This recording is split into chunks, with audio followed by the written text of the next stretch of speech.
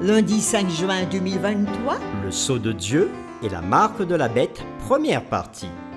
nous vous accueillons de nouveau sur votre chaîne, l'Aventure dans la Parole. Et nous sommes heureux de vous souhaiter la bienvenue. Que Dieu nous ouvre l'esprit et nous guide dans l'enseignement de sa parole. Qu'il nous bénisse chacun là où nous nous trouvons maintenant. Nous savons que vous appréciez ces moments que vous passez avec nous. Alors nous vous invitons à cliquer sur le pouce. N'oubliez pas de vous abonner si ce n'est pas encore fait. Et surtout, partagez le lien avec tous vos contacts. Le texte à mémoriser que nous vous invitons à dire avec nous se trouve dans Apocalypse chapitre 7, les versets 2 et 3. Et je vis un autre ange qui montait du côté du soleil levant et qui tenait le sceau du Dieu vivant. Il cria d'une voix forte aux 4 anges à qui il avait été donné de faire du mal à la terre et à la mer. Et il dit : Ne faites point de mal à la terre, ni à la mer, ni aux arbres, jusqu'à ce que nous ayons marqué du sceau le front des serviteurs de notre Dieu. Nous vous invitons à reprendre ce texte avec nous. Apocalypse chapitre 7, les versets 2 et 3. Et je vis un autre ange qui montait du côté du soleil levant et qui tenait le sceau du Dieu vivant. Il cria d'une voix forte aux 4 anges à qui il avait été donné de faire du mal à la terre et à la mer. Et il dit : Ne faites point de mal à la terre, ni à la mer, ni aux arbres, jusqu'à ce que nous ayons marqué du sceau le front des serviteurs de notre Dieu. Dans les grands moments de détresse, qu'est-ce qui a permis à Jésus et aux croyants d'en sortir victorieux ? Qu'est-ce que la marque de la bête? Et quelle différence y a-t-il entre ceux qui la reçoivent et ceux qui suivent l'agneau? Par la foi, nous marcherons.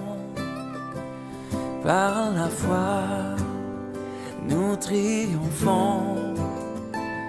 Par la foi, mon Rédempteur me rendra plus que vainqueur. Les réflexions de cette semaine nous aideront à répondre à ces questions. Et aujourd'hui, nous le ferons avec la séquence La lutte cosmique. Lisons ensemble Matthieu chapitre 27, les versets 45 à 50. Et nous répondrons aux questions suivantes. Qu'est-ce que cela nous apprend sur ce que Christ a vécu sur la croix? Que voulait dire Jésus en demandant à Dieu pourquoi il l'avait abandonné? Et comment cette scène nous aide-t-elle à comprendre ce que signifie avoir la foi de Jésus? Nous lisons Matthieu chapitre 27, versets 45 à 50. Depuis la 6e heure jusqu'à la 9e, il y eut des ténèbres sur toute la terre. Et vers la 9e heure, Jésus s'écria d'une voix forte, Élie, Élie, lama sabachthani, c'est-à-dire mon Dieu, pourquoi m'as-tu abandonné? quelques-uns de ceux qui étaient là, l'ayant entendu, dirent. Il appelle Élie. Et aussitôt, l'un d'eux courut prendre une éponge qu'il remplit de vinaigre, et, l'ayant fixée à un roseau, il lui donna à boire. Mais les autres disaient : Laisse, voyons si Élie viendra le sauver. Jésus poussa de nouveau un grand cri, et il rendit l'esprit. Après lecture de ce texte, Matthieu chapitre 27, versets 45 à 50, répondons à ces questions. Qu'est-ce que cela nous apprend sur ce que Christ a vécu sur la croix? Que voulait dire Jésus en demandant à Dieu pourquoi il l'avait abandonné? Et comment cette scène nous aide-t-elle à comprendre ce que signifie la foi de Jésus? Dans ce passage que nous venons de lire, où Jésus est sur la croix en train de mourir, nous apprenons que Jésus dépendait de sa relation avec son Père tout au long de sa vie. Or, suspendu là à cette croix, enveloppé de ténèbres, portant la culpabilité, la honte et la condamnation des péchés du monde, il vint à être privé du sentiment d'amour de son Père. Il a eu l'impression qu'il était abandonné par son Père. Oui, le Père était présent à ce moment, mais il ne pouvait intervenir car Jésus devait faire face seul au péché pour nous sauver. Grâce à une vie de dépendance totale à l'égard du Père, même dans les bons moments, Jésus avait été préparé au pire moment, même à la croix. Le Sauveur avait confiance au Père, même quand toutes les circonstances lui criaient de douter, même lorsqu'il semblait que Dieu l'avait abandonné. Jésus n'a pas baissé les bras. Nous lisons cette citation qui se trouve dans le livre « Le Christ triomphant » à la page 277. Nous lisons cette citation qui se trouve dans le livre « Le Christ triomphant » à la page 277 de l'auteur Ellen G. White. Elle dit « Au milieu des ténèbres, au milieu des terribles ténèbres, apparemment abandonné de Dieu, Christ avait vidé les dernières gouttes de la coupe du malheur de l'homme. En ces heures terribles, il s'était appuyé sur l'épreuve de l'acceptation de son Père qui lui avait été donnée jusqu'alors. Par la foi, le Christ était vainqueur. » Fin de citation. La foi de Jésus est une foi si profonde, si confiante, si engagée que tous les démons du cosmos et toutes les épreuves de la terre ne peuvent l'ébranler. C'est une foi qui fait confiance quand elle ne voit pas, qui croit quand elle ne comprend pas, qui s'accroche quand il n'y a pas grand-chose à quoi s'accrocher.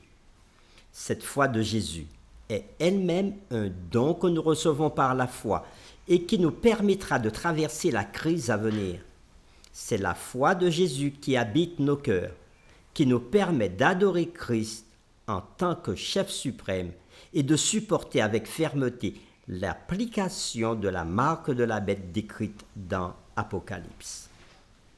Toutefois, ce n'est pas quelque chose qui surgit soudainement de nulle part. Le peuple de Dieu a maintenant appris à vivre par la foi jour après jour.